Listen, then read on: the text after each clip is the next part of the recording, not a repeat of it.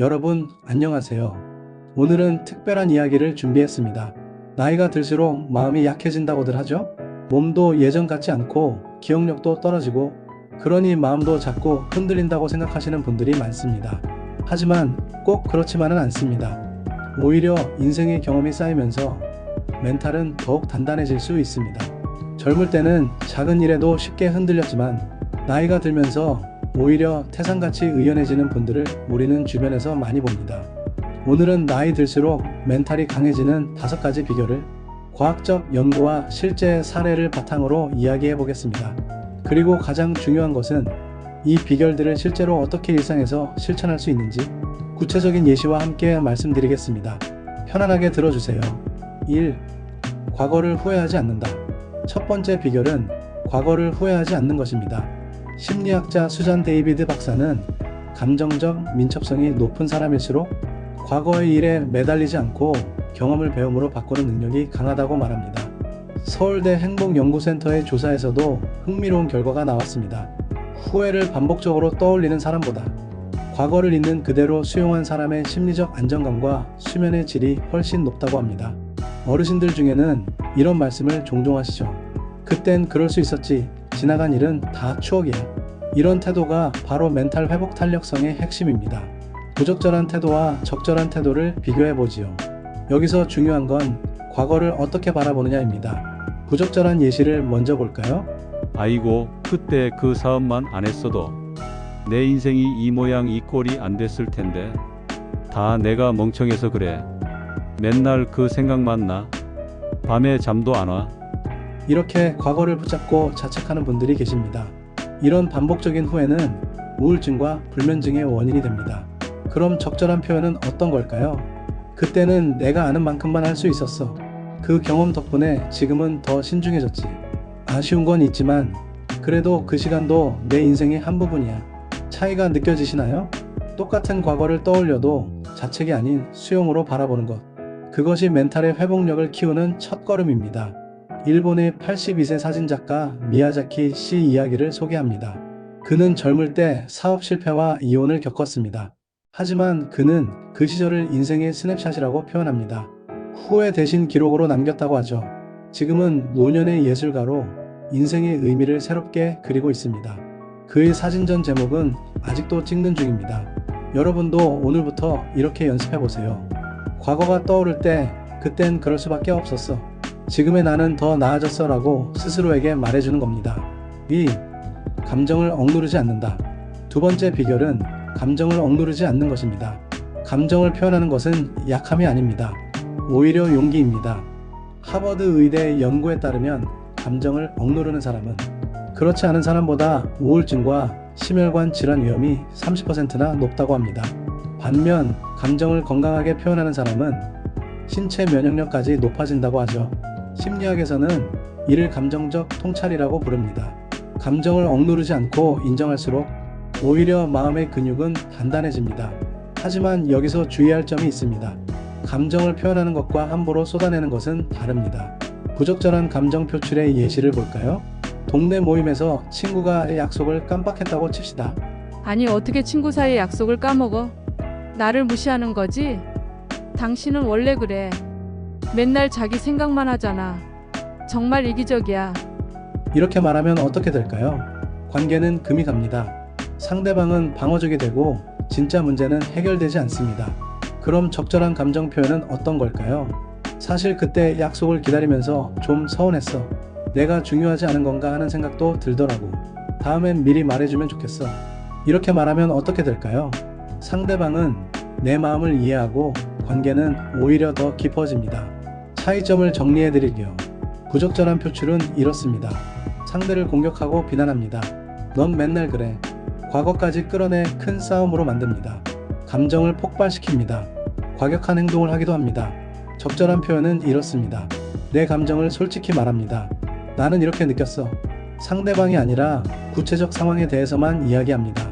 차분한 톤으로 대화합니다. 일상에서 연습하는 방법을 소개해드리자면요.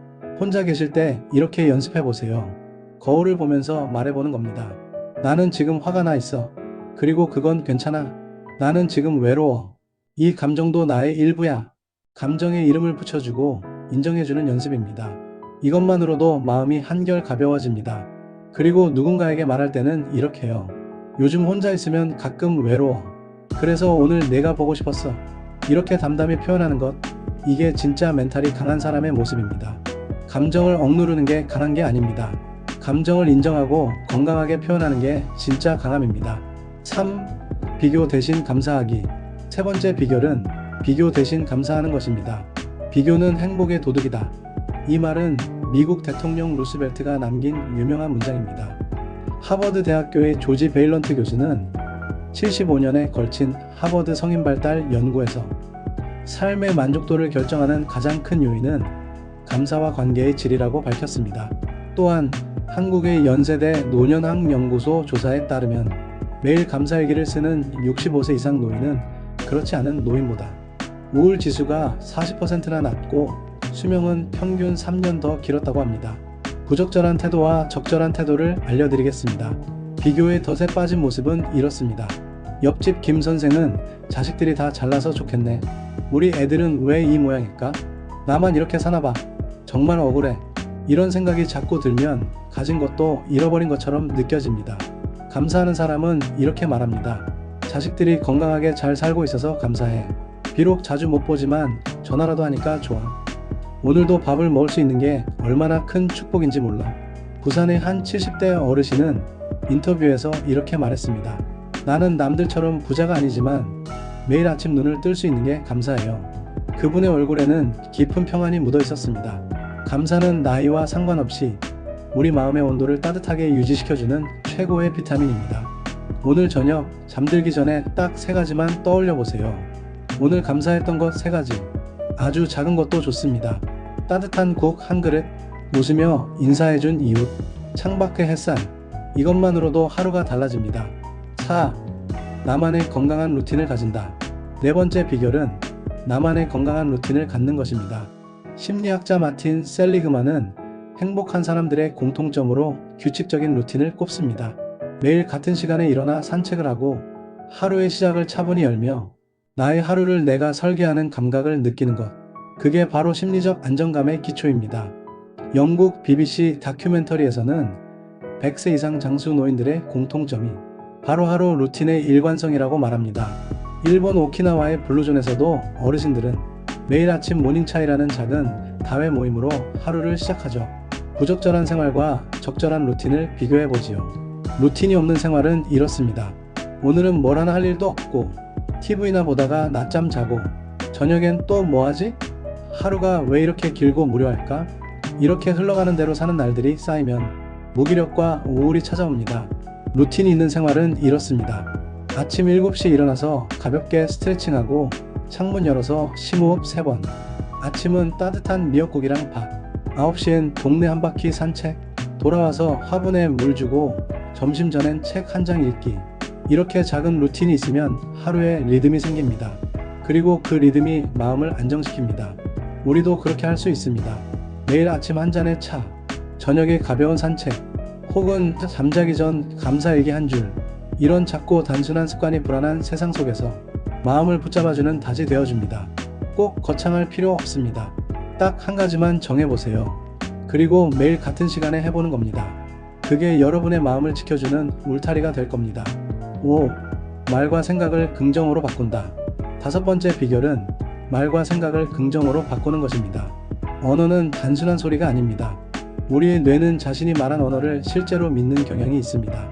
스탠퍼드 대학의 심리학 연구에 따르면 긍정 언어를 자주 사용하는 사람은 그렇지 않은 사람보다 스트레스 호르몬 코르티솔 수치가 현저히 낮았습니다. 부정적 언어와 긍정적 언어는 어떻게 다를까요?